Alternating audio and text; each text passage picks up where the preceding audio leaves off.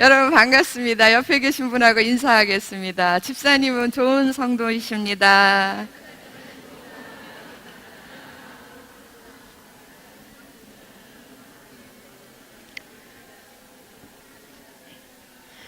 네, 인사가 너무 길어집니다. 끊어야 되겠어요. 한 주간 평안하셨습니까? 네, 오늘은 제 10가 하겠습니다. 에베소서 5장 1절에서부터 21절. 제목은 어둠의 자녀와 빛의 자녀 이랬는데, 지난번에 저희들이 그랬죠. 우리가 하나님의 구원의 은혜를 실현하기 위해서 구체적으로 두 가지를 성경에서 에베소서에서 얘기한다 그랬습니다. 그 중에 하나가 실현을 위해서 구체적으로 우리에게 가르쳐 주신 하나님의 은혜의 말씀이, 첫 번째가 옛사람을 벗어버리고 어떻게 해요? 새 사람을 입으라. 옛사람은 벗어버리고 새 사람을 입으라. 자, 오늘 이게 이제 구가의 내용이었고요. 오늘은 두 번째 구체적인 실현을 위한 두 번째 명령은, 하나는 어둠의 일을 벗어버리고 무엇을 입습니까? 빛의 자녀처럼 빛의 옷을 예수 그리스도로 옷 입으라, 이런 얘기도 되고요. 빛의 자녀처럼 행하라, 그렇게 했습니다. 자, 오늘 10가는 어둠의 일을 벗어버리고 빛의 자녀처럼 행하라, 이 부분에 대해서 우리가 에베소서 5장 1절에서부터 21절 말씀입니다. 21절 말씀. 우리가 시간이 없으니까 그냥 해가면서 성경은 읽도록 하도록 하겠습니다. 준비되셨나요? 네, 10가를 펴놓으셔야 되는데 9가를 피고 계시면 제가 대량 난감입니다. 예. 그러니까 전부 9가, 10가 피시고. 자, 제일 위에 보세요. 제일 위에. 저는 어둠의 일을 벗고 빛의 자녀로 행하라, 이렇게 제목을 붙였는데, 여러분 공과에는 어둠의 자녀와 빛의 자녀 이렇게 돼 있죠? 예. 그거나 똑같습니다. 자, 그 밑에 세 줄로 설명이, 전체적인 내용의 설명이 들어 있습니다. 옛사람과 새사람이 찾으셨습니까? 예, 같이 한번 한 목소리로 읽어보겠습니다. 시작. 옛사람과 새사람이 개인 변화라면 어두움과 빛은 세상 속에서 그리스도인이 어떤 사람으로 살아야 하는가를 보여준다. 왜냐하면 이 세상은 어둠이며 그리스도인은 세상의 빛과 소금이기 때문이다. 예, 그렇게 설명이 되어 있습니다. 우리가 지난번에 1번으로 배웠던 거, 옛사람을 벗어버리고 새 사람을 입으라, 이거는 각 개개인 속에서 일어나는 변화입니다. 그래서 우리는 이거는 개인적 성화라고도 얘기해요. 그러면 똑같은 내용 같지만 어두움과 빛은 굉장히 중요한 단어가 있죠. 중요한 단어. 어디에서? 어느 속에서? 세상 속에서. 그러니까 세상 속에서라는 말은 우리가 살아가는 모든 환경 가운데서, 이런 말이에요. 세상 이러면 세상, 교회 밖이 세상입니까? 아니, 그렇지 않아요. 예, 그래서 꼭 그렇지만은 아니에요. 우리가 살아가는 모든 관계, 이게 세상이라고 이야기할 수 있습니다. 그래서 저는 만약이 아니라 저는 제 버전으로 이걸 바꾼다면 이렇게 얘기합니다. 어둠과 빛은, 옛사람과 새사람이 개인적 변화, 개인적 성화를 이야기한 거라면, 어두움과 빛은 모든 관계 속에서, 나에게 주어진 모든 관계 속에서 그리스도인인 내가 어떤 사람으로 살아가야 되는가를 보여주는 것, 그게 어둠의 일을 버리고 빛의 자녀로 행하는 것, 그것이다라는 거예요. 전체 이제 이거로 설명 다 끝났습니다. 어저께 그 장 목사님처럼 이제는 우리가 웃고 떠들고 놀 일만 남았습니다. 이 내용이 사실은 5장 1절에서부터 21절의 말씀이거든요. 그러면 이거를 이제 쫙쫙쫙쫙 순서대로 논리적으로 풀어간 것이 그 5장의 내용입니다. 이해되셨죠? 예, 우리가 왜 그러냐면 이 세상은, 우리에게 주어진 모든 관계는 예수 그리스도의 바깥에 있는 건 다 어둠이에요. 어둠. 예, 하나님께 속하지 않은 것은 어둠이고, 구원받은 우리들은 그리스도인이라 그러잖아요. 그리스도인은 어둠이겠어요? 빛이겠어요? 빛이죠. 예, 빛의 자녀가 됐으니까 당연히 빛입니다. 그래서 너희는 세상의 빛이요. 그래서 너희는 빛이요 소금이다, 이렇게 얘기하지 아니하고 너희는 세상의 빛이라 그랬어요. 빛이라는 것에 대한 특성 때문에 그래요. 빛은 자기만을 위한 것은 아니거든요. 빛은 누구에겐가 밝혀주기, 그러니까 보여주기 위해서, 나를 밝히는 건 보여주기 위함이고, 또 내가 밝게 비추임으로 인해서 주변이 주변이 유익을 얻는 거, 그것이 빛의 특성이에요. 빛의 속성이기 때문에 이건 반드시 세상 속에서의 빛이어야 돼요. 내 속에서 빛, 자기만의 빛, 그거는 마치 등불을 갖다가 이렇게 여기다가 이렇게 숨겨놓는 거하고 똑같은 얘기예요. 그래서 빛, 어둠 이런 것들이 나오면 이거는 세상 속에서, 저의 버전으로 얘기하면은 내게 주신 모든 관계 속에서, 제가 가는데 많은 관계들이 있잖아요. 그렇죠? 예, 모든 사람들에게는 다 관계가 있습니다. 가정에서의 관계도 있고, 예, 이웃과의 관계도 있고, 직장에서의 관계도 있고, 당연히 공동체 안에서의 관계도 있죠. 그래서 모든 관계 속에서 하나님의 자녀답게 살아가는 그 삶을 보여주는 게 빛이에요. 마태복음에는 이걸 빛을 뭐라 그랬냐면요, 착한 행실이라고 그랬어요. 너희의 착한 행실을 보여줘라, 그렇게 얘기했어요. 그러니까 어떤 모습인지 알겠죠? 예, 착하다라는 거는 자기가 자기를 위해서 착하지 않습니다. 착하다라는 말 자체는 누군가, 나 말고 다른 사람에게 유익을 줄 때 착하다라는 표현을 쓰거든요. 그래서 이거는 진짜 여러분들이 이제 오늘 그 빛과 어둠, 특별히 이 빛에 대해서 얘기할 때는 이건 정말 관계적인 상황 속에서 이해해야 돼요. 5장 1절에서부터 21절 얘기는 관계적인 상황. 제가 이제 쭉 설명하면은 이해가 될 걸로 믿습니다, 저는. 예. 잘해봅시다, 오늘. 네. 자, 1번, 큰 1번으로 내려가겠습니다. 자, 세상에서 새 사람이 된, 우리가 지난 시간에 옛사람을 벗어버리고 새 사람을 입으라 그래서 우리 모두가 예수 그리스도를 영접하고 거듭나는 순간 우리는 새 사람이 됐어요. 예. 그래서 세상 속에서 새 사람이 된 그리스도인들은 어떻게 살아야 되는가? 예. 새 사람이 된 그리스도인 저희들은 세상 속에서 어떻게 살아야 되는가? 그것을 이야기한 게 1절, 2절. 그러니까 전반적인 것을 요약해서 이야기한 게 1절, 2절이에요. 1절, 2절 같이 한 목소리로 읽겠습니다. 시작. 그러므로 사랑을 받는 자녀같이 너희는 하나님을 본받는 자가 되고 그리스도께서 너희를 사랑하신 것 같이 너희도 사랑 가운데서 행하라. 그는 우리를 위하여 자신을 버리사 향기로운 제물과 희생 제물로 하나님께 드리셨느니라. 아멘. 어제 그제 이틀 동안 하도 웃어가지고 진을 다 뺐어요. 그래서 온 힘을 다해서 지금 제가 하는 겁니다.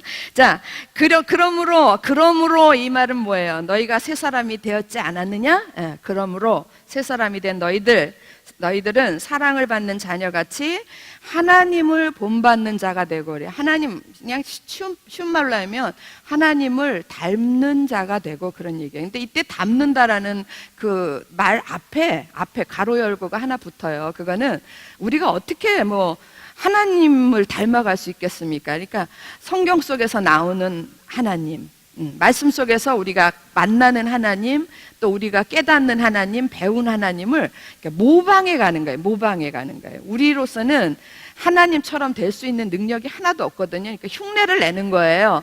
아이들이 언니, 형, 오빠 이런 사람들을 이렇게 모방해 가면서 자라나는 것처럼 우리가 하나님이 이런 모습이야. 그러니까 처음에는 어설퍼요. 그래서 이렇게 모방해 가면서 점점 어떻게 져가요? 그것이 자기 것으로 이렇게 만들어져 가는. 그래서 모방 속에서 닮은 자가 되는 거. 이게 본받는 자라는 그런 말씀이거든요. 그래서 우리는 참으로 연약하지만 하나님을 흉내내 가면서, 모방해 가면서 그러다가 성령의 권능에 붙들림 바 되어서 우리가 하나님을 나도 모르는 새에 마치 콩나물에다 물을 자꾸 붓더니 어느 날 콩에다 물을 붓더니 어느 날 뭐가 됐어요? 나물이 됐어요. 예, 그런 것처럼 자꾸 물 부은 것밖에 없는데, 자꾸 한 번, 두 번 하나님을 이렇게 보면서 흉내를 낸 것밖에 없는데 어느덧 하나님을 닮아져가 있는 모습으로 돼 있더라. 할렐루야. 예, 그게 본받는다라는 얘기예요. 근데 그렇게 본받는 자들의 삶의 모습은 어떤 모습인가? 그게 2절인 거예요. 그러니까 하나님을 본받는 자가 됐다라는 말하고 2절에 그리스도께서 너희를 사랑한 것 같이 너희도, 줄 한번 거보세요. 너희도 사랑 가운데서 행하라. 예, 하나님을 본받는다라는 것은 무엇이냐면 서로 사랑 가운데서 행하는 게 그게 하나님을 본받는 거라는 거예요. 왜냐하면 하나님은 사랑의 본체시기 때문에 그래요. 예. 그리고 그리스도, 그리스도는 그 사랑을, 하나님의 사랑을 실현하신 그냥 사랑 그 자체시거든요. 사랑 그 자체. 시작도 끝도 그 사랑이신 그분, 그분처럼 행하는 것, 이게 하나님을 본받는 거예요. 그래서 이러나 저러나 믿음으로 시작한 우리들은, 믿음으로 구원받은 우리들은 무엇으로 살아야 돼요? 사랑으로 표현되어져야 돼요. 우리들의 삶이. 이해되셨습니까? 예. 로마서의 말씀으로, 로마서 버전으로 하면 믿음으로 시작한 우리들의 구원의 삶은 믿음으로 자라나 가져야 돼요. 믿음으로 완성되어 가야 되는데, 그때 그 믿음, 그때 그 믿음이 삶에서 표현될 때는 무슨 모양으로 표현이 되냐면 사랑의 모양으로 표현이 된다라는 거예요. 아시겠죠? 그래서 반드시 관계 속에서, 관계라는 말 자체가 상대방이 있어야 관계입니다. 관계 속에서 내 믿음이 표현될 때는 반드시 무엇으로 표현이 돼요? 사랑으로 표현된다라는 거예요. 이해되시기를 주의 이름으로 축원합니다. 네. 믿음 있노라 하면서 사랑하지 못하는 사람들은, 그 사람들은 좀 문제 있는 거예요. 여러분 너무 잘 아는 세 계명 있잖아요. 요한복음 13장 34절 35절. 다 아시죠? 세 계명을 너희에게 주노니, 뭐라 그랬어요? 서로 사랑하라. 내가 너희를 사랑한 것 같이, 잠깐 보겠습니다. 너희도 서로 사랑하라. 너희가 서로 사랑하면 이로써 모든 사람이 뭐라고요? 내 제자인 줄 알니까, 서로 사랑하는 모습을 보고, 아, 저 사람들이 진짜 그리스도인이구나, 하나님의 자녀구나, 이렇게 알 수 있다라는 거예요. 누가 알 수 있다라는 겁니까? 세상이. 그래서 우리가 사랑하지 않으면 절대로 세상은 우리가 하나님의 자녀인 거를 알 수 없다라는 얘기하고 같은 얘기예요. 그래서 사랑을 하는 거에 목숨 걸고, 어쩌면은 우리가 이 땅에서 믿음의 삶을 살아가는데, 하나님의 자녀로 살아가는데 전부가 사랑이에요. 전부가 사랑이어야 돼요. 다 아시는 얘기죠? 그래서 지금 에베소서 5장 1절에서 2절 말씀을 다른 말로 표현한 게 5장 8절이에요. 5장 8절. 8절 한번 같이 읽어보겠습니다. 시작. 너희가 전에는 어둠이더니,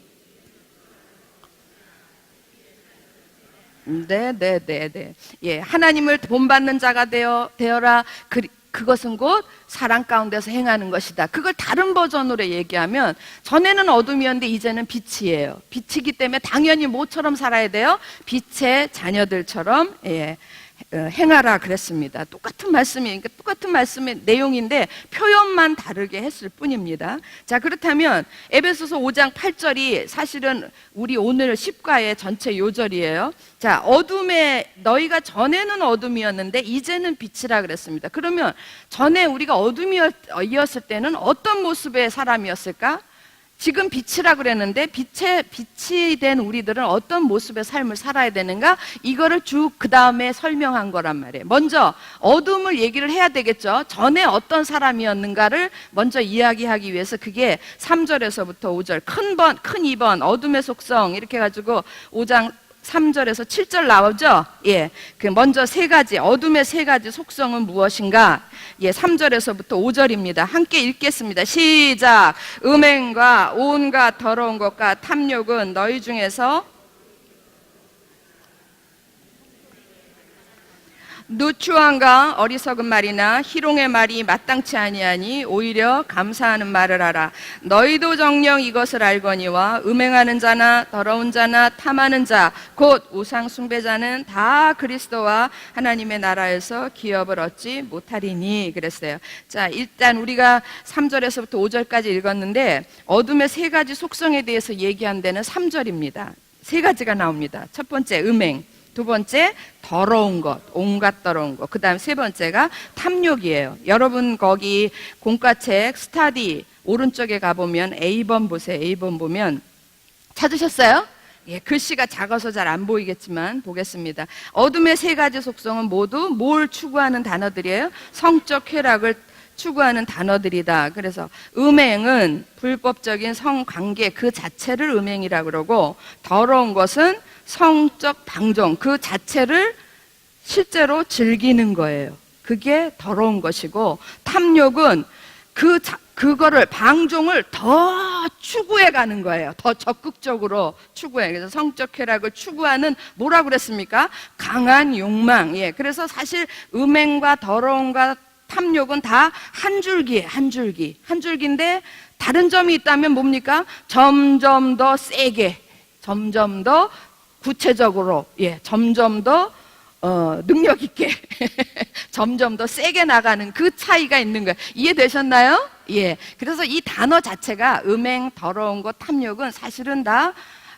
성적인 단어인 게 분명해요. 근데 분명한데 저는 이게 그 밑에 읽은 김에 조금 더 보겠습니다. 오른쪽 지금 스타디 보는 거예요. 성적 쾌락을 추구하는 강한 욕망이라는 뜻을 담고 있다. 이 세 가지는 찾으셨나요? 예, 이 세 가지는 빠르게 자라서 어떤 사람으로 만드냐면 음행하는 자. 예, 그렇게 아주 행동으로 옮기게 만드는 거예요. 그 다음에 더러운 자. 그 다음에 탐하는 자, 이렇게 실제로 그런 삶을 실현하는 사람들로 만들어가는 게 그게 어둠의 속성이라는 겁니다. 자, 그렇다면 우리가 이 땅에서 빛으로 살지 못하는 게 꼭 성적인 것만, 성적인 그런 관계, 일들만 우리가 빛으로 살지 못하게 하는 거겠어요? 그렇지 않습니다. 예, 그 외에도 굉장히 많아요. 숨어져 있고 아주 고상한 척하면서 우리가 어둠의 일들을 하는 것들이 상당히 많습니다. 저는 이 음행이라는 단어를 이렇게 한번 풀어봤습니다. 관계적인 상황에서 여러분, 음행은 지금 이런 얘기들이 왜 나오냐면 지금 우리가 공부하는 책 이름이 뭐죠? 에베소서죠. 예, 에베소서 첫 시간에 제가 얘기했어요. 에베소 교회는 거기에 큰 아데미신, 예, 여신을 섬기는 큰 신전이 있는 거예요. 그러니까 어떤 도시보다 그 여신을 섬기는, 그 풍요의 신을 섬기는 그 우상숭배가 강력한 도시예요. 그런데 이 아데미신을 섬길 때 그 신을 기쁘시게 하기 위해서 사전에 그 전야제 같이, 예, 전야제 같이, 그 좋은 표현이 없을까요? 그 앞에 뭐라 그래나? 본 게임 하기 전에, 예, 사전에 막 이렇게 한 전야제가, 저는 그 생각밖에 안 나요. 그런 것처럼 하는 그 축제 같은 게 있는데 그게 이제 완전히 성적 축제예요. 그래서 여기에서 에베소서에서 특별히 에베소에는 그런 게 만연해 있는 거예요. 그래서 그거를 딱 집어서 음행, 더러운 것, 탐욕, 이렇게 다 성적인 용어를 써서 얘기를 했는데, 여러분, 음행은 곧 우상숭배니라 그랬어요. 그죠? 예. 왜 음행이 우상숭배냐? 이 에베소의 상황을 이야기하면 하나님을 섬기지 않고 우상을 섬기는 것, 그게 음행이거든요. 영적으로 볼 때는. 하나님과의 관계 속에서 보면 하나님을 섬겨야지 되는 사람들이 하나님을 안 섬기고 누굴 섬깁니까? 우상을 섬기면 그거를 음행이라고. 하나님 쪽에서 보면 음행인 거예요. 이해되셨어요? 예. 그런 거예요. 그러니까 영적인 하나님과 사람과의 관계에서는 우상 숭배하는 게 음행이야. 그렇다면 그러니까 음행이라는 단어를 다르게 해석을 한다면 모든 올바른 관계에서 이탈하는 게 음행이라는 거예요. 이해되셨어요? 하나님만을 섬겨야 되는 것이 그게 올바른 관계야. 그게 의로운 관계예요. 그런데 하나님을 안 섬기고 다른 신을 섬겨. 그럼 그걸 우리가 음행이라고 그래요. 예, 이탈한 거예요. 올바른 관계에서 벗어난 거예요. 그렇다면 이 음행이라는 그거를 좀 확대를 해보자고요. 모든 관계로 확대를 해. 그러면 가정에서의 부부관계, 부부가 서로 사랑해야, 아내와 남편이 서로 사랑해야 되는데 이 관계에서 아내든 남편이든, 옛날에는 주로 남편이 아닌가? 성경에도 여자가 그런 경우에 예, 주로 아내든 남편이든 이 관계, 올바른 관계에서 한 사람이 이탈하면 간음이라고 그러죠. 예, 이것도 음행의 폭에 들어가는 거야. 그러니까 어떤 관계에서 이렇게 벗어나는 거, 이탈하는 일체 행위. 그렇다면 부모 자식 관계에서는 어떤 것이 음행이라고 얘기할 수 있습니까? 부모 자식 관계에서 부모는 자식에게 효도해야 되는데, 효도하고 순종해야 되는데 순종하지 않고 불순종했다. 그거 자체, 그러므로 부모 자식 관계가 깨어졌다. 그럼 그거 자체가 음행인 거예요. 이해되셨나요? 예, 주종 관계. 주종관계에서도 죽게 하듯 공경하고 순종해야 돼. 그런데 그렇게 안 하고 종들은 주인을 속여먹고, 또 상전은 종들을 아주 학대하고, 이렇다면 정상적인 관계에서 이탈한 거죠. 이것 자체도 음행이라고 보는 거예요.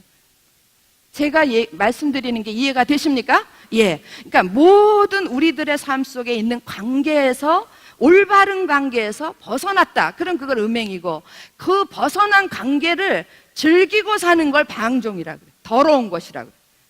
이해되셨어요? 음행, 그 다음에 더러운 것, 그 다음에 뭡니까? 탐욕이죠? 세 가지가 나오잖아요, 지금. 음행, 그 다음에 음행, 그 다음에는 더러운 것, 그 다음에는 탐욕. 여러분, 처음에 그 벗어난 자체를 음행이라고 그런다고요. 하나님을 떠나서 우상을 섬기는 거, 그건 음행이야. 부부간에 서로 사랑해야 되는데 한 사람이 자꾸 겪는 줄 알고 다른 여자를 사랑한다거나 다른 남자를 사랑한다거나. 저는 이런 거 얘기하면 짜증나요. 우리 아버지가 어떻게 바람을 많이 피셨는지. 너무 적나라해. 그런 거는 다 부부관계에서 음행이에요. 우린 그걸 간음이라고 그러고, 또 부모 자식 관계에서 제가 아까도 얘기했지만 효도하고 사랑하고 해야 되는데, 이런 관계가 자식이든 부모든 이걸 제대로 하지 못하면 그 관계가 깨어지는 거예요. 일체의 모든 것들, 이것이 그런 상태가 음행이라면 거기에서 한 걸음 더 나가서 그 속에서 그거를 즐기고 사는 거, 이게 더러운 거라고요. 더러운 거. 그거를 성적 방종이라 그랬어요. 아주 즐기며 사는 거예요. 그리고 탐욕은 이런 것들을 더 즐기려고 더 만드는 거예요. 생각나는 사람이 다윗이 생각나네요. 다윗, 밧세바하고 사건. 그것을 막 성취하려고 더 많은 것들을 만들어내가지고 추구하는 강한 욕망, 이게 탐욕이라는 거예요. 이해되셨습니까? 그렇다면 이 음행이나 더러운 것이나 탐욕은 성적인 것만 관계되는 게 아니라 우리들에게 주어진, 그리스도인에게 주어진 모든 관계 속에서 올바른 관계에서 이탈하는 일체 행위를 우리가 음행이라고 할 수 있겠죠? 그런 관계에서 생각을 해야지 5장이 이렇게 풀려나가요. 꼭 성적인 관계에서만 얘기하면 저 같은 사람은 별 해당이 안 되는 것 같아요. 생각도 없고, 진짜 짜증나는 게 그런 거예요. 그런 분들 많으시잖아요. 그런데 다 그런 분 것만은 아니에요. 사람마다 틀리기는 하지만 꼭 거기에만 국한시킨다면 나머지 분들은 5장은 안 읽어도 돼. 5장은 뛰어넘고 어디로 가야 돼요? 6장으로 가면 돼요. 그렇게 되는 거거든요. 그래서 이걸 좀 확대해서 우리가 보는 겁니다. 이해되셨죠? 자, 그러면 이 어둠의 세 가지 속성 뭐라고요? 음행, 더러운 것, 탐욕. 어떻게 이해하시라고요? 올바른 관계에서 벗어나는 모든 것들, 그리고 거기에 그걸 즐기며 사는 거, 그걸 더 즐기려고 욕심 부리는 거, 이것이 세 가지, 어둠의 세 가지 속성인 거예요. 자세히 설명 못 드리지만 여러분들이 곰곰이 생각해 보세요. 내가 부모와의 관계가 조금 문제가 있다. 곰곰이 생각해 보세요. 그것을 합리화시키기 위해서 우리는 얼마나 많은 욕심들을 부리는지 몰라요. 부부간에 문제가 있다. 그것을 합리화시키기 위해서 남편은 남편대로, 아내는 아내대로 얼마나 많은 거짓말들을 하고 그러는지 몰라요. 이게 다 어디든지 다 해당되는 거라고 믿습니다. 그러면 이런 어둠의 속성에 대해서 성도는 어떻게 해야 되는가? 우리들은 어떻게 해야 되는가? 그런 거래 이러는 게 아니라 5장 3절 4절 6절 7절에 그런 것들이 다 너희들은 이 일에 대해서 어떻게 해야 된다. 자, 5장 3절 보겠습니다. 3절 시작. 음행과 온갖 더러운 것과 탐욕은 너희 중에서 그 이름조차도 부르지 말라. 이는 성도에게 마땅한 바니라. 어떻게 해요? 그 이름조차도 부르지 마라. 그 말은 우리에게 그냥 그런 모양도 있으면 안 돼요. 그런 모양. 생각도 하지 말아라 그 얘기예요. 그 이름조차도 부르지 마라. 5장 4절에 보면 누추함과 어리석은 말이나 희롱의 말, 누추한 말, 어리석은 말, 희롱의 말. 제가 좀 가끔가다 좀 이렇게 속어 같은 거를 많이 쓰니까 그런 누추한 말 쓰지 마 이러고 누추함과 어리석은 말, 희롱의 말. 여기는 이런 관계를 이게 올바른 관계를 파괴하는 일체의 언어들이에요. 이게 어리석은 말, 속된 말, 독설, 이런 이기적인 말, 이런 것들이 아주 쌍스러운 말, 그런 것들이 다 여기에 해당되는 거예요. 그래서 누추함과 어리석은 말이나 희롱의 말이 마땅치 아니하니 어떻게 하라고요? 오히려 감사하는 말을 하라. 여러분, 살다 보면요, 우리들의 최고의 문제가 뭐냐면, 돈이 없는 것도 문제지만 돈이 없으면 관계가 또 파괴가 돼요. 물질이 부족하면. 그런 모든 관계 속에서 그게 파괴가 되면 굉장히 많이 힘들고, 나오는 게 감사는 안 나오고 뭐가 나옵니까? 불평, 원망, 다툼, 시기, 이런 것들이 나와요. 그러니까 그런 말들을 일체 하지 말으라 이거예요. 오히려 어떻게 해요? 감사하는 말. 아유, 그래도 저런 남편이라도, 저런 아내라도 내 옆에 아직까지 살게 해주신 거 감사해요. 저런 자식, 저는 어떤 때 많이 생각해요. 목사님한테 제가 그랬어. 목사님, 어머니 그럴 뻔했네. 큰일 났네. 막 환청이 들리려고 그러네요. 목사님, 속색이면서 오래 옆에 있는 자녀가 나 괜찮을까요? 아니면 속 안 썩이고 많이 아프고 그런 자녀가 괜찮을까요? 그랬더니 두 개 다 고통스럽지. 그게 정답이죠. 그런데 그렇게 막 속 썩이고 이렇고, 또 아니면 아프든지 이런 우리 속에 다 그런 어려움들이 있잖아요. 그럴 때 나오는, 속에서 뿜어져 나오는 그런 모든 생각들, 부정적인 생각들, 아니요, 그거 다 없애야 돼요. 그게 그러면요, 그게 어둠 가운데로 빠져들어가요. 빠져들어가서, 아이고, 내가 저 남편하고 지금까지 10년 살았는데 앞으로 살 일이 50년, 60년 남았네. 빨리 결정하는 게 현명한 일이야. 막 이렇게 가면서, 요즘 젊은이들은 빨리빨리 결정하잖아요. 빨리빨리 결정하는 거. 그렇게 하지 말고, 저런 자녀라도 하나님이 내게 선물로 주신 거. 저보다 더 힘든 자녀가 가지신 부모들도 있잖아요. 그죠? 많습니다. 저한테 상담해 오는 사람들 그런 얘기하면요, 제가 그보다 더 힘든 자녀들의 얘기를 많이 해줘요. 그보다 더 힘든 부모들의 얘기를 많이 해줘요. 그러면 아무 말도 못하고 가요. 그럼 오히려 감사해야죠. 그래서 오히려 감사하는 말을 해라. 정말 힘든 중에도 내가, 하나님께서 저 자식을 나한테 안 주었다라면 내가 사람이 안 될 뻔했어. 이렇게 표현하시는 분들 많잖아요. 할렐루야.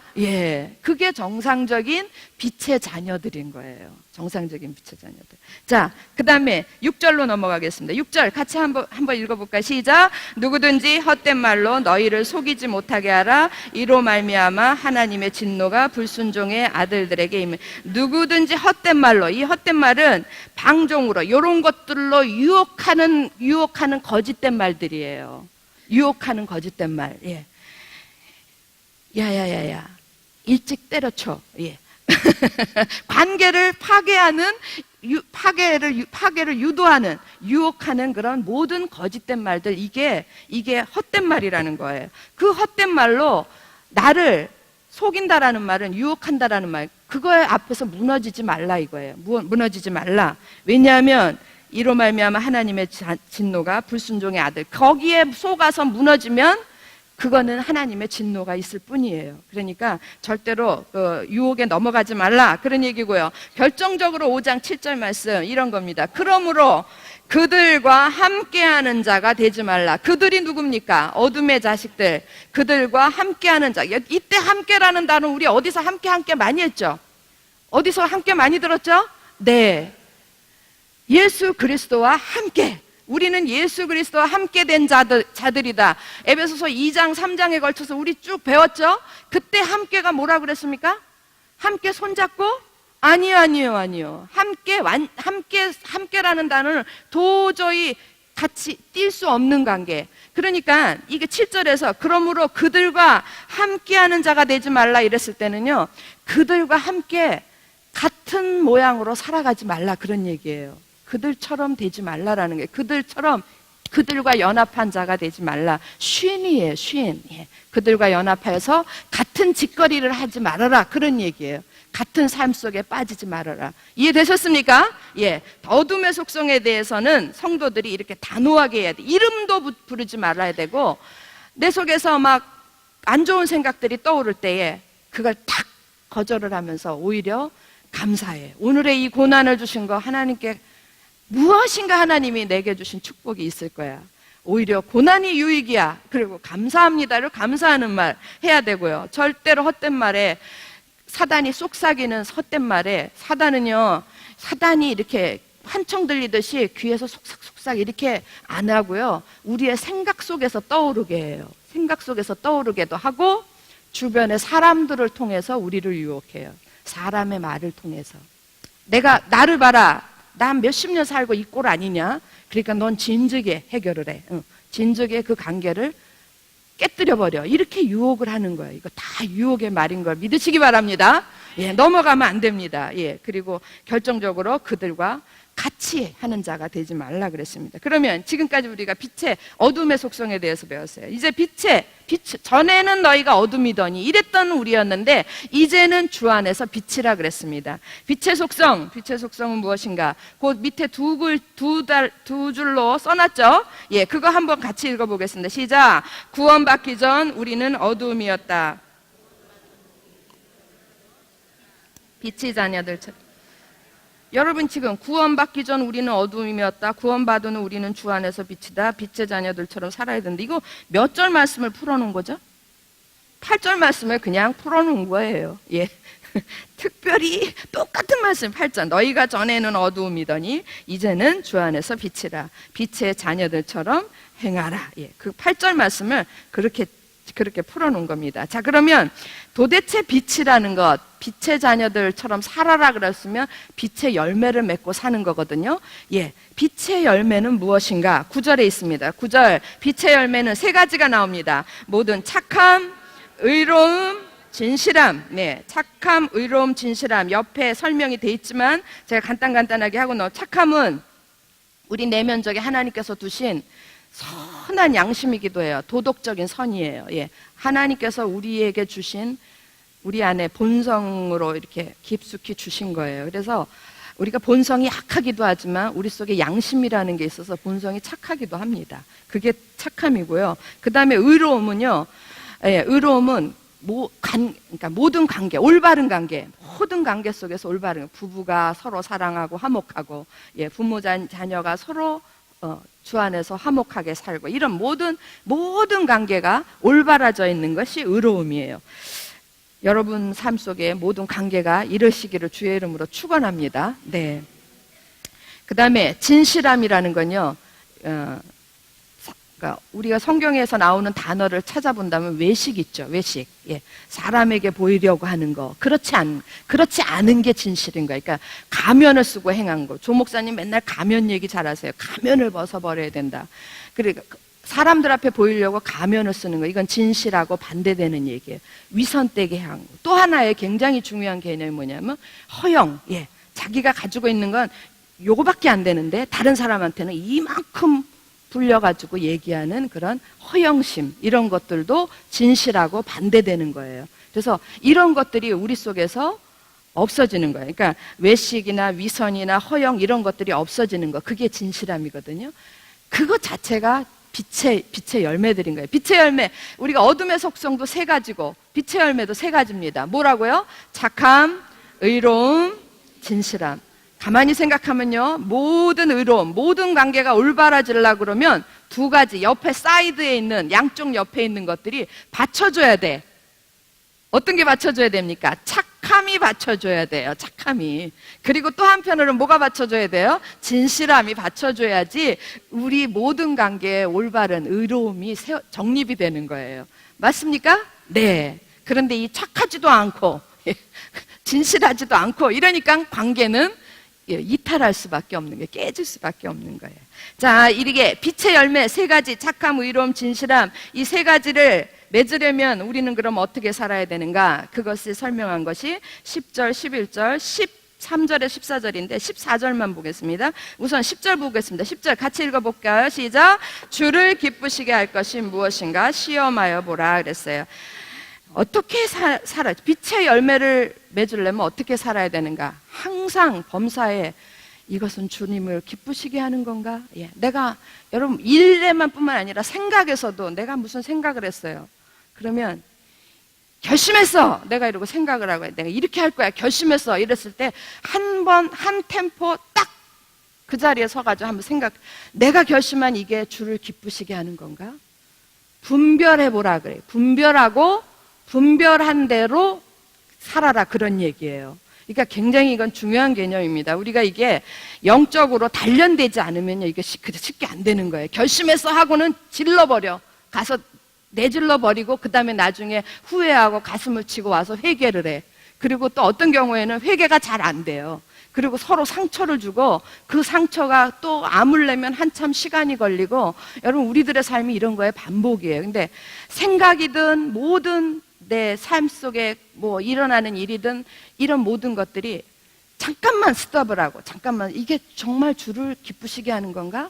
다른 표현으로 하면 이건 주님이 원하시는 건가? 예, 생각해 보시고, 이게 여러분 뒤에 무엇인가 시험하여 보라라는 게 뭐냐면, 잠깐 서서 분별해서 옳은 대로 행하라, 그런 얘기예요. 그게 시험하여 보라, 그런 얘기입니다. 그래서 이렇게 한다면 우리가 빛의 착함과 의로움과 진실함에서 떠나는 일이 좀 적어지겠죠. 그죠? 적어질 수밖에 없는 거예요. 그 다음에 11절 보겠습니다. 이 11절이 굉장히 중요한데, 11절 같이 한번 읽어볼까요? 시작! 너희는 열매 없는 어둠의 일에 참여하지 말고 도리어 책망하라. 당연히 어둠의 일에 참여하지 말아야 되죠. 그것이 중요한 게 아니라 우리는 조금 더 어둠의 일에 참여하지 않는 건 이건 소극적인 거고요. 오히려 더 적극적으로 책망해야 되는데, 이때 책망하는 게 우리들이 아는 책망, 너 왜 그런 짓을 했어? 너 왜 그따구로 살아? 이렇게 말로 꾸짖는 게 아니라 삶으로 부끄럽게, 책망하다라는 말은 상대방을 부끄럽게 하는 거거든요. 누군가가 내가 사는 모습을 보고 부끄러워져야 되는 거예요, 그 사람이. 예, 정말 우리 교회 내에 그런 분들이 좀 많으시더라고요. 어떤 분들을 보면서 진짜 난 좀 부끄럽네. 예, 뭔 얘기인지 아시겠죠? 예. 그분이 사는 모습을 보면 정말 부끄러운 거예요. 저렇게 사는구나. 자식들에게는 저렇게 하는구나. 난 참 부끄럽다. 제가 누누이 얘기한, 저가 자녀 교육을, 자식들을 제대로 사랑하지 못했어요. 정말 일 핑계를 대고 지금 생각해 보니까 정말 못한 거예요. 정말 빵점 엄마였었어요. 그런데 그때 잘하는 줄 알았어요. 그런데 정말 잘하는 부모들을 보니까요, 너무 부끄럽더라고요. 그게 책망하는 거예요. 부모에게 순종을 잘하는 사람을 보면서 내가 부끄러움을 당해. 그러면 그 사람은 나를 책망하는 거예요, 지금. 내가 사는 모습을 보고 다른 사람이 부끄러워할 수 있도록 그렇게 살아라, 그런 얘기예요. 여러분 그렇게 사시는 여러분 되기를 주의 이름으로 축원합니다. 쉽지 않지만 가능해요. 남편에게 어려운 일 아니에요. 아까 제가 우리 목사님 설교 끝난 다음에 여기 딱 서가지고 기다렸다가 나오시길래 제가 손을 탁 잡아드렸어요.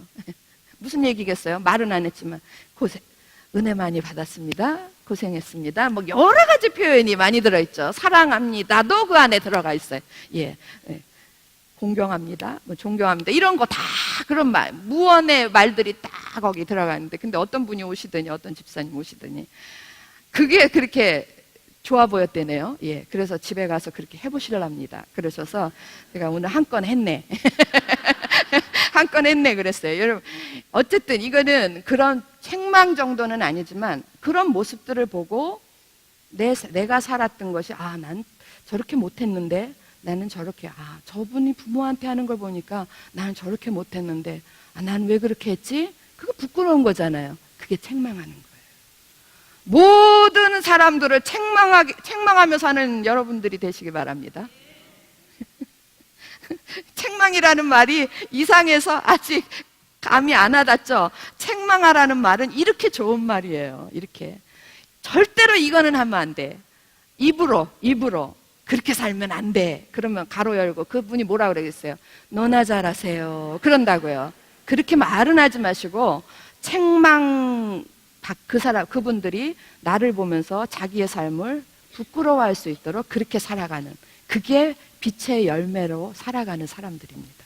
마지막 세 번째 14절 보겠습니다. 14절 같이 한번 읽어보겠습니다. 시작. 그러므로 이르시기를 잠자는 자여 그리스도께서 너에게 비추시리라 그랬어요. 예, 이 말은 이런 겁니다. 그러므로 이르시기를 잠자는 자여 깨어서 죽은 자들 가운데서 일어나라. 여러분, 잠자는 자는 거듭나지 못하는 사람을 잠자는 자라 그래요. 죽은 자라고도 표현하지만 잠자는 자라고 그러거든요. 잠자는 자여 깨어서 죽은 자들 가운데서 어떻게 해요? 일어나라. 이 말은 너희가 놀라운 하나님의 은혜로 구원을 받았지 않았느냐? 예, 그렇다면 이제 이렇게 살아야 된다. 일어나라. 이렇게 살아야 된다. 그리스도께서 너에게 비추이시리라. 구원받은 사람들에게는요, 구원받은 모든 사람들에게는 그리스도의 빛이 비춰요. 믿으십니까? 그래서 내 안에 있는 더러운 것들이 빛이 비추면 좋은 것만은 아니에요. 예, 빛이 비친다라는 거는 내 안에 있는 내 삶이 다 적나라하게 드러난다는 얘기예요. 싹 그 빛은요, 이 껍데기, 이 옷만 비추는 게 아니라 제 속옷도 다 비치고 내 가슴 속에 있는 것까지 다 비치는 거예요. 그래서 그게 바깥으로 드러나게 하는 거예요. 여러분, 드러나게 할 때에 감사하시기 바랍니다. 그걸 드러나게 할 때 우리는 괴로워요. 그래서 우리는 그걸 고난이라고 얘기해요. 정말 부끄러운 거예요. 이게 드러나니까 존심도 상하고 막 자존심도 상하고 막 미칠 것 같아요. 정말 힘들거든요. 근데 그때가 그게 가로 열고 무슨 얘기냐면 그건 지금 주님이 나를 어떻게 하고 계시다? 비추고 계시다라는 얘기예요. 할렐루야입니다. 예, 내 속에 예수 믿고도 아무것도 다른 사람들 앞에서 내 안에 있는 그 오물들이 드러나 보이지 않는다면 그거는 주의 빛이 비추지 않는다라는 얘기도 되고 비출 수 없을 만큼 그 얘기는 아니겠다. 주님의 빛이 비출 수 없는 건 없거든요. 그건 좀 문제가 있는 거예요. 정말 정상적인 구원이라면요, 그리스도의 빛이 우리들의 모든 것을 다 다른 사람들 바깥에 이렇게 보여지게 돼 있어요. 그래서 가끔 망신도 당해야 돼요. 전 정말 너무 많은 망신살을 당했어요. 그래서 참 미치는 줄 알았어요. 정말 부끄러워서 이놈의 교회를 다니지 말아야지. 예, 그래. 이게 정상적인 상황입니다. 정상적인 상황. 이게 드러나면서 그러면서 부끄러워져야지 되고 그러면서 거기서 처리가 되는 거죠. 저희 좀 더러운 얘기지만 이런 거 표현을 많이 해요. 요즘은 제가 목욕탕을 잘 안 가봐가지고 옛날에 대중탕 가면요, 우리 어렸을 때 대중탕 다 아시죠? 예, 그것도 명절 때 가보세요. 많이 들어가면 이렇게 오물들이 뜨잖아요. 그러면 어떤 사람이 와가지고 뜰채를 가져와서 떠. 여기 대전은 안 그런지 모르지만 저희 서울에서는 그랬어요. 예, 너무 사람이 많으니까 막 밀고 들어오니까 막 떠요. 이렇게 더러운 게 떠야지, 이렇게 드러나야지 그게 걷어지는 거예요. 하나님께서 우리에게 여러 가지 관계의 어려움, 고난 이런 걸 통해 가지고 우리 속에 있는 더러운 것들을 뜨게 하시는 거예요. 그게 빛이 비치는 거예요. 무슨 얘기인지 아시겠습니까? 그런데요, 여기까지만 알면 뭐예요? 그래서 나만 깨끗해지면 뭐예요? 빛은, 내게 비추어진 빛은 반드시 다른 사람에게 반사돼야 돼요. 주께서 내 속에 빛으로 비추실 때는 너만 고상하게 되라, 너만 정결하게 되라 그 얘기가 아니라 정결하게 된 내 모습이 다른 사람에게 반사돼야 돼. 내 삶을 통해서 이렇게 주의 빛이 들어왔어요. 그럼 내 삶을 통해서 그 그리스도의 빛이 다른 사람에게 확 전달돼야 돼. 할렐루야. 그래서 그 사람도 그 빛 앞에서 자신의 죄를 깨닫고 주께로 돌아와야 돼. 예, 이게 우리들에게 빛의 자녀들에게 주신 사명이에요. 그래서 여러분, 그 빛의 자녀는 어떻게 살아야 되나? 예, 모든 구원받은 자녀들에게 예수 그리스도의 빛이 비추는 줄로 믿습니다. 그런데 그 빛을 가지고 어떻게 해야 돼요? 다른 사람들한테 반사해야 돼. 여러분, 애기들 반사하잖아. 약속 이렇게 하면 반사하는 것처럼 반사해야 돼요. 그래야 빛의 열매로 살아가는 겁니다. 오른쪽으로 오겠습니다. 자, 그러면 이제 결론적으로 지금까지 얘기한 것들, 그거를 결론적으로 정리한 것이 이 15절에서부터 21절까지, 15절에서 21절, 빛의 자녀는, 결론적으로 빛의 자녀는 어떻게 살아야 되나? 이렇게 살라 그랬습니다. 거기 두 줄 보겠습니다. 세상의 빛으로 살기 위해 그리스도인들은 뭐로 살아야 돼요? 지혜로운 자, 지혜로 살아야 돼. 지혜로운 자로 살아야 되는데 주 안에서 비친 자녀들에게 지혜로운 자로 산다라는 것은 지혜로운 삶을 그렇게 살으라는 얘기예요. 여러분, 지혜와 총명, 이건 우리가 거듭날 때 하나님이 주시는 영적 능력이에요. 영적 도구고 영적 능력이. 뭐 하라고 주신 거예요? 우리가 예수 그리스도를 영접하고 거듭나는 순간 하나님께서 우리에게 지혜와 총명을 주십니다. 믿으십니까? 근데 뭐 하라고 주세요? 똑똑해져가지고 사람들한테 자랑질하라고요? 아니요. 왜 지혜와 총명을 주시느냐 하면 에베소서 1장에서 우리 배운 거예요. 왜 지혜와 총명을 주시느냐 하면 지혜와 총명이 없이는 절대로 하나님께 속한 모든 것들을 알 수 없기 때문에 그래요. 그래서 지혜로운 자라는 거는 하나님께 속한 것으로 살아가는 자, 또 다른 표현으로 하면 하나님으로 살아가는 자, 또 다른 표현으로 하면 하나님의 뜻대로 살아가는 자. 이해되셨습니까? 지혜가 없고 지혜와 총명이 없으면 하나님이 어떤 분인지, 하나님이 우리에게 원하는 게 뭔지 아무것도 알 수가 없는 거예요. 깜깜한 거예요. 깜깜해. 그래서 지혜와 총명은 우리에게 주시는, 하나님이 하나님을 깨달을 수 있도록 주시는 놀라운 유일한 도구라는 거예요. 우리가 지혜로운 자가 된다라는 건 하나님으로 살아간다라는 거예요. 무슨 말인지 아셨습니까? 예, 그러면 그 밑에 그거를 다시 한번 풀었습니다. 1번, 지혜로운 자는 어떻게 사는 사람인가? 15절 같이 한 목소리 읽겠습니다. 시작. 그런즉 너희가 어떻게 행할지를 자세히 주의하여 지혜 없는 자 같이 하지 말고 오직 지혜 있는 자 같이 하여 그랬습니다. 여러분, 그런즉 너희가 어떻게 행할지를 자세히 주의하여. 그러니까 내 인생을 누구한테 맡길까? 판단하는 거예요. 예, 어떻게 살아야 될지 잘 생각해서 하나님으로 살아가야 될지 아니면 나로 살아가야 될지 판단하라는 거예요. 근데 그 판단이 지혜가 있으면 누구에게로 갑니까? 하나님으로. 예. 그래서 지혜 없는 자 같이 말고 지혜 있는 자 같이 사는 거예요. 그 말은 제일 쉬운, 우리가 제일 많이 쓰는 표현으로 하면 하나님 뜻대로 살아간다라는 거예요. 무슨 얘기인지 아시겠죠? 예, 이렇게 쉽게 정리를 합니다.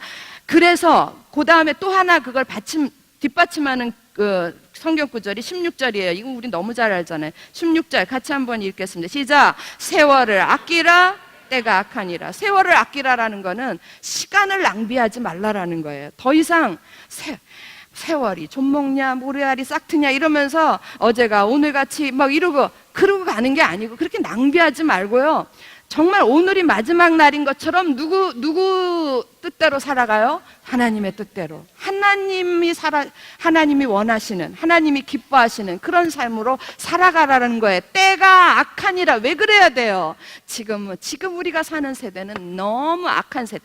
악의 끝점에 와 있는 세대예요. 악이라는 거는요, 굴르면 굴를수록 악이 점점 커져서요. 지금이 말세지말, 마지막 때 중에 마지막. 믿으십니까? 지금은요, 그 어느 때보다도 악한 세대예요. 정말 거스르기 힘든, 진실되게 빛의 자녀로 살아가기 힘든 시대가 지금 시대예요. 그러므로 우리가 시간을 낭비할 시간이 없는 거예요. 내일 하지 내일 생각하지 이럴 시간이 없어요. 오늘 내가 정해야 돼요. 어떻게 살아갈 건가, 어떻게 행할지를 자세히 주의하여, 예, 내가 하나님으로 살 것인가, 나로 살아갈 것인가 결정해야 돼. 빨리빨리 하셔야 돼요. 내일 하지. 내일은 항상 있어요. 내일은 항상 있습니다. 그래서 결과적으로 못해. 때가 악해. 이 말은 주님이 오실 때가 가까웠다는 얘기예요. 주님 앞에 서는 날 부끄럽지 않게 살기를 바랍니다. 네. 그러면 이 지혜가 너무 중요한데, 지혜로운 자가 되려면 무엇이 필요한가? 그거에 대해서 설명을 또 제가 이미 다 한 거예요. 5장 17절. 그러므로 어리석은 자가 되지 말고, 예, 세월을 낭비하는 어리석은 자가 되지 말고 오직 주의 뜻이 무엇인가 이해하라. 예. 무엇보다도 중요한 게 주의 뜻이죠. 주의 뜻을 알아야 주의 뜻대로 살 거 아니에요? 예. 그럼 여러분, 주의 뜻은 어디서 배울 수 있을까요? 성령께서 누가 가르쳐 주십니까? 이러면 성령으로. 예. 어디서 성령께서 무엇을 통하여 가르쳐 주십니까? 그러면 말씀. 할렐루야. 예. 복음 안에 주의 뜻이 담겨져 있는 거예요. 무슨 얘기인지 아시겠죠? 예, 끝났어요. 예, 쫙쫙쫙 끝나가지고, 예, 그래서 지혜로운 자가 되려면 무엇이 오직 주의 뜻이 무엇인가 이해해야 되고, 그 다음에 3번요. 주의 뜻을 아는 자가 되려면 어떻게 해야 되는가? 지금 우리 집사님 답 하셨잖아요. 5장 18절. 18절 같이 읽어보겠습니다. 시작. 술 취하지 말라. 많이 설명드렸어요. 술 취하지 말라. 술에게 지배당하지 말라. 예. 술. 우리를 지배하는 세상의 모든 것들의 대명사가 술이에요. 예. 그게 도박일 수도 있고, 어떤 사람은 성적 욕구 때문에 인생 망치는 사람도 많잖아요. 예. 그런 것일 수도 있고, 자기 인생을 지배하는 것.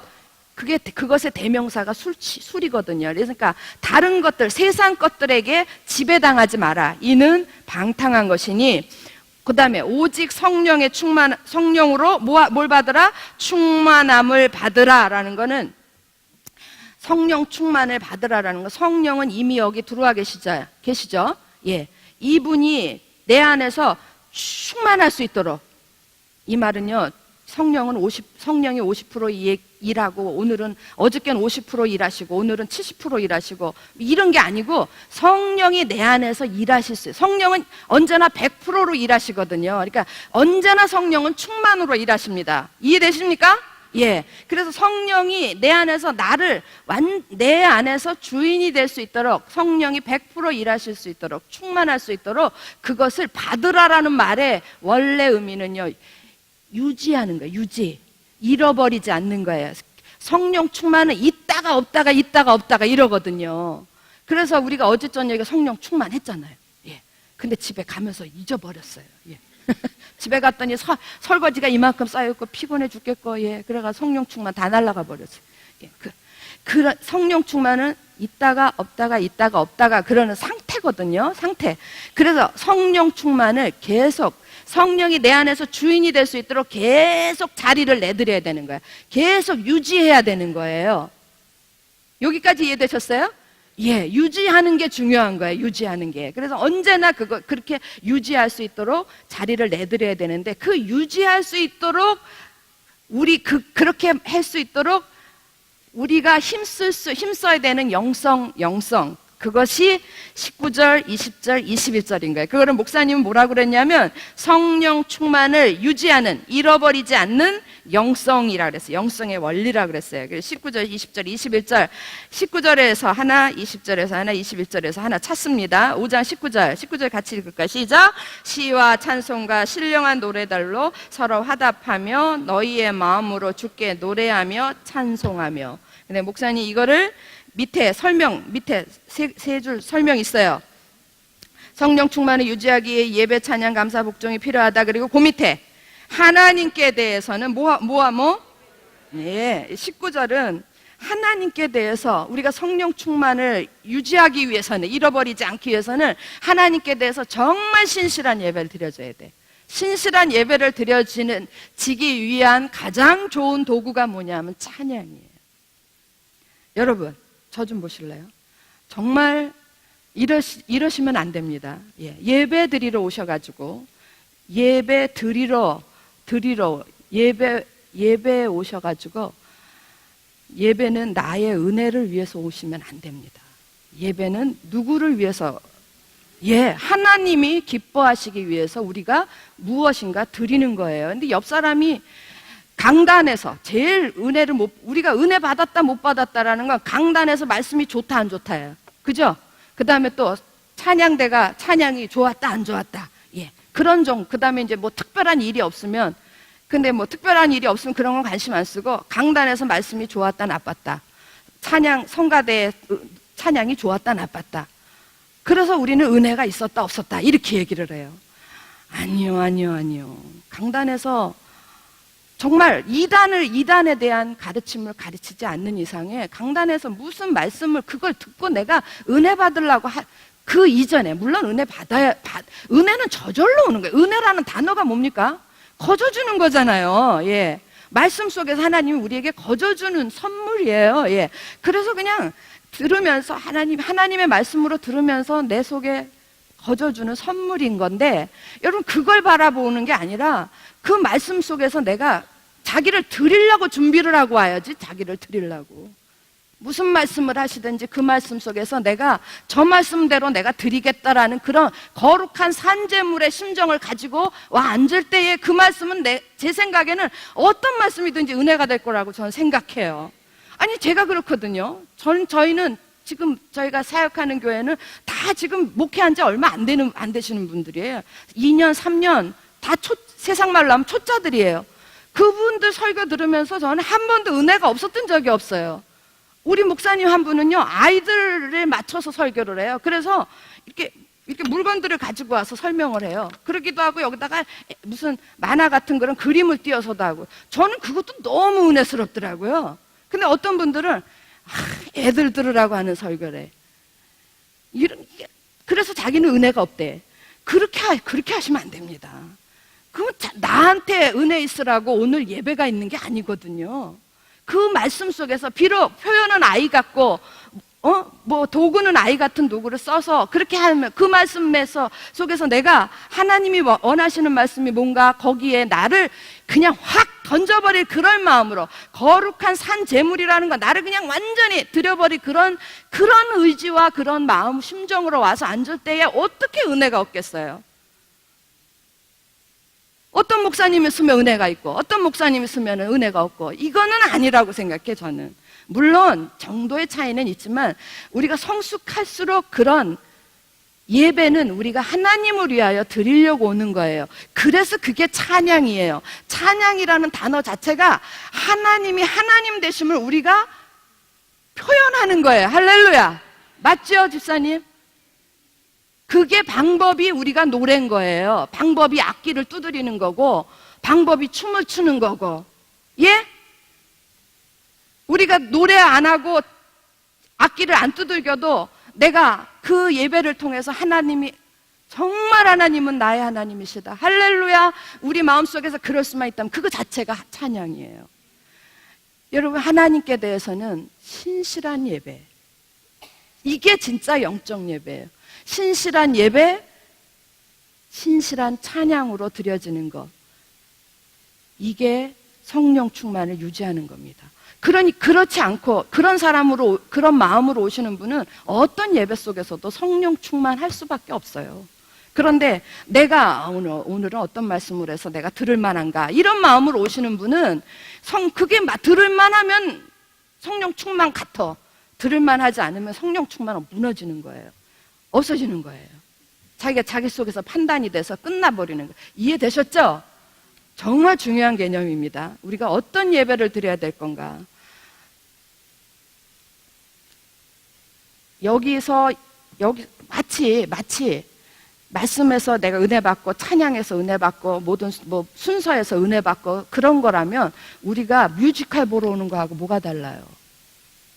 그렇지 않습니까? 연극 보러 오는 거하고 뭐가 달라요? 그건 예배를 드리러 온 게 아니에요. 그건 예배가 아니에요. 그거는 한편의 뮤지컬을 보러 오는 거예요. 한편의 연극을 보러 오는 거고. 오늘 주제는, 오늘 이야기는, 스토리는 마태복음 20장이야. 거기에서 얼마나 아름다운 무대가 만들어지나. 제 말이 틀렸습니까? 목사님이 잘 전달하고 찬양대가 쫙 받쳐주고 막 기가 막히네. 은혜가 충만하네. 정말 이기적인 생각입니다. 이기적인 생각이고, 어쩌면요 여기서 강단에서 죽을 썼어요. 죽 썼다 그런 표현을 쓰거든요. 성가대도 엉망진창이야. 반토막 났어. 예배가 어수선해요. 그럼에도 그럴 때일수록 정말 성숙한 신앙인이라면 강력한 의지력, 강력한 성령 충만으로 하나님께 한 사람이 정말 신실하게 드려줘 보세요. 그 이끄는 힘이 그 예배를 회복시킬 줄로 믿습니다. 전 이런 분들이 많아져야 된다고 생각해요. 그래서 저는 예배 때 죽어라고 아멘을 해요. 제가 섬기는 교회 목사님이 이제 저희 제자기도 하지만 이제 3년 차거든요. 그 고백을 해요. 자기는 강단에 딱 서면 사모님이 제일 두렵대. 제일 여기 앞에 앉아가지고 설교 딱 시작하면 전방 앞으로 15도로 나온대. 제가 몸이. 귀를 기울이는 거예요. 그렇게 자동으로도 되지만 제가 어떤 때는 일부러도 제일 앞에 서서 보여주는 거예요. 뒤에서 졸지 말고 딴짓 하지 말아라 이거예요. 제일 앞에서 그렇게 하고 얼마나 제가 아멘을 많이 하는지 몰라요. 그런 거는 어쩌면 이런 신실한, 그것도 저는 예배를 드림이라고 생각해요. 이것도 저는요, 이것도 사랑이고 이것도 헌신이라고 생각해요.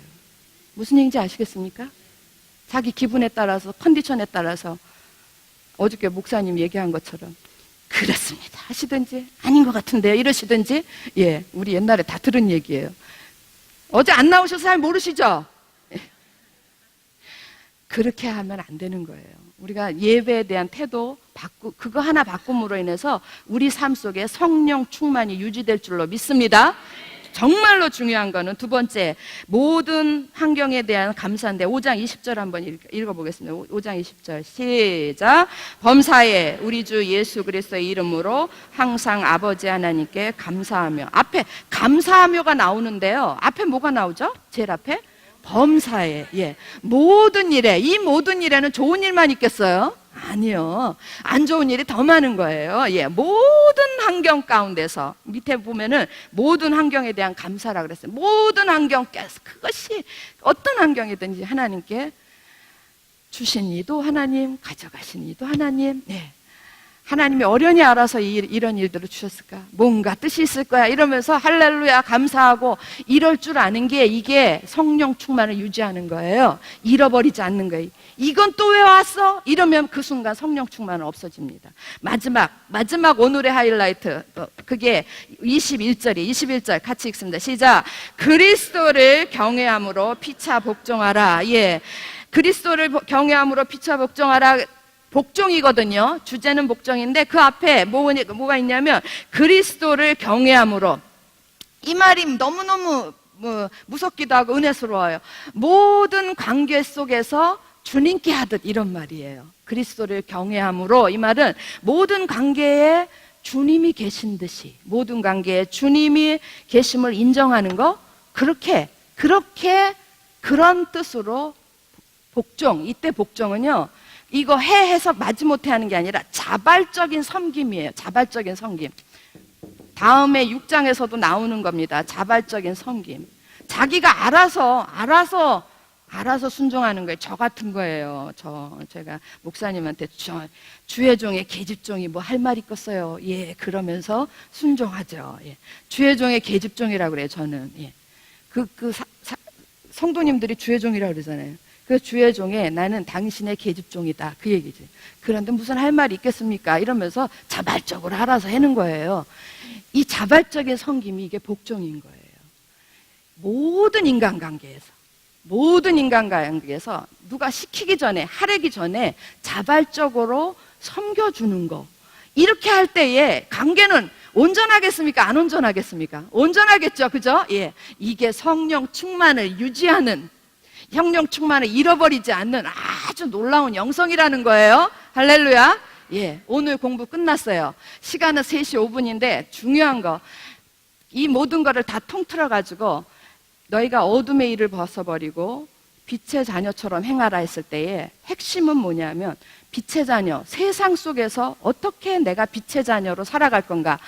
세상 속에서가 아까 제가 뭐라 그랬죠? 모든 관계 속에서 내가 어떻게 그리스도인처럼, 하나님의 자녀처럼 살아갈 것인가. 세 번째 성육신의 원리.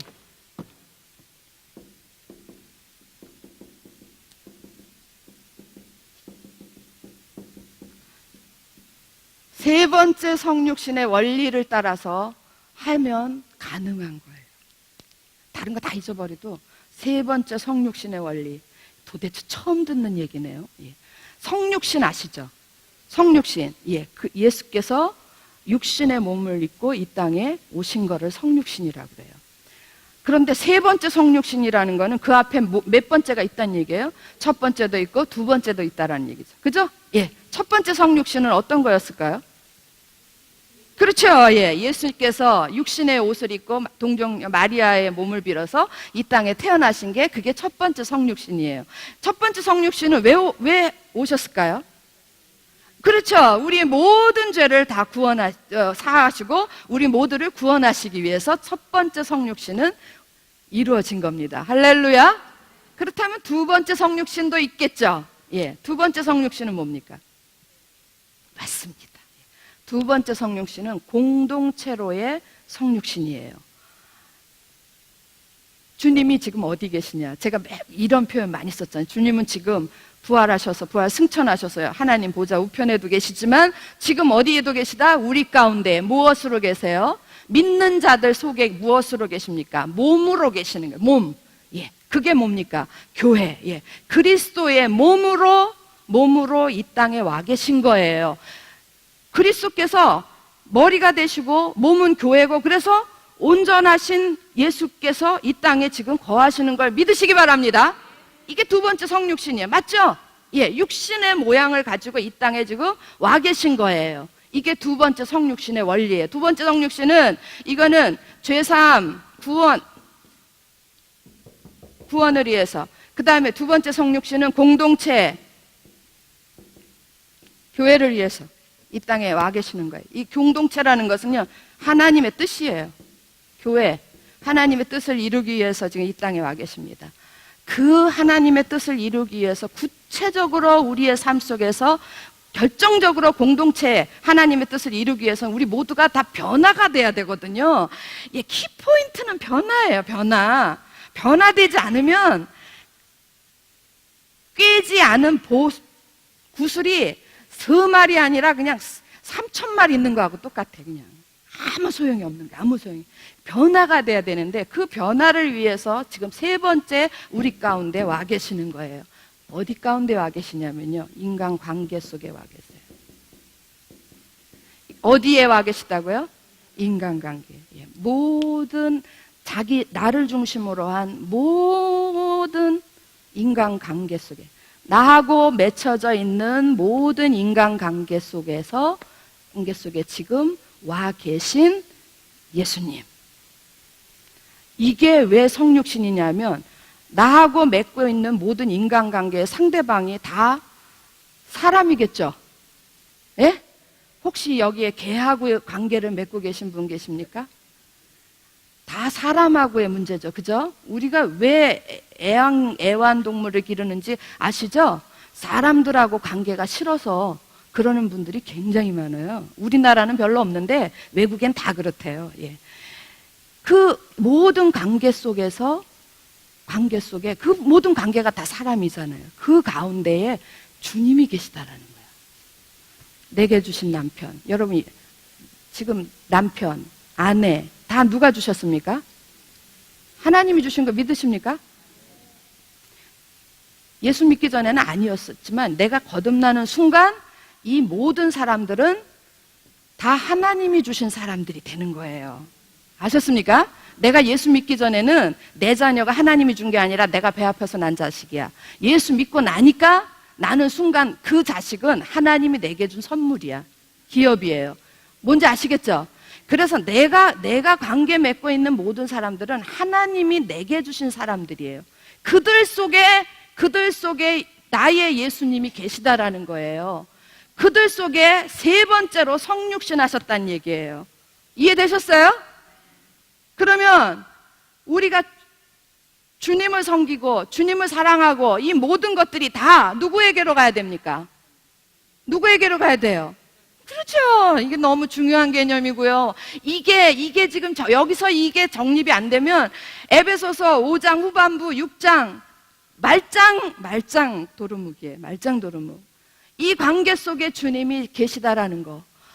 내 자식, 내 부모, 내 형제, 내 이웃, 내 친구, 내 지체들 모든 나하고 관계된 사람들 속에 나의 주님이 거하신다라는 이 원리, 세 번째 성육신의 원리, 이것을 깨닫지 못한다면 빛의 자녀 물 건너갔어요.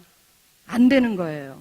이거 꼭 기억하시기 바랍니다. 예, 그래서 그러니까 여러분 이제 다음 주에 얘기하겠지만 부부간에 남편에게 할 때도 죽게 하듯, 아내를 사랑할 때도 주 안에서, 부모도 죽게 하듯, 상전도 죽게 하듯, 다 모든 관계가 어디 안에서 죽게 하듯. 여러분 아시잖아요. 복음서에 보시면, 마태복음 보면은 어딘지 모르지만 이 지극히 작은 자에게 한 것이 곧 내게 한 것이니라. 그죠? 그 다음 또 이런 말씀도 있어요. 나를 너희를 영접하는 것이 나를 영접하는 것이다. 그렇죠? 예. 그런 얘기도 있어요. 성경에는 곳곳에 이런 말씀들이 너무 많이 나와 있어요.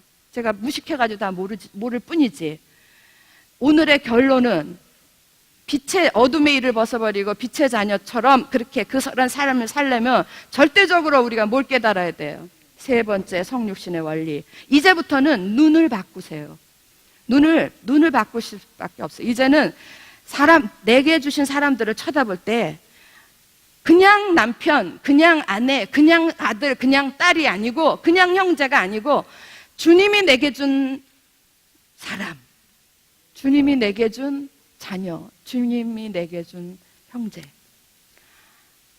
이 원리를 깨닫고 나면 사실 깨닫고 이것대로 살아가는 데는 사실은 복김이 많아요. 갈등이 많이 생겨요. 왜냐하면 그를 사랑하려면 내게서 사랑이라는 것 자체가 나한테서 뭐가 빠져나가야 되잖아요. 예? 내게에서 뭔가가 돈도 빠져나가야 되고, 예? 시간도 빠져나가야 되고, 뭐 다 빼줘야 돼. 있는 거 없는 거 다 빼줘야 돼요. 그러자니까 갈등이 많은 거예요.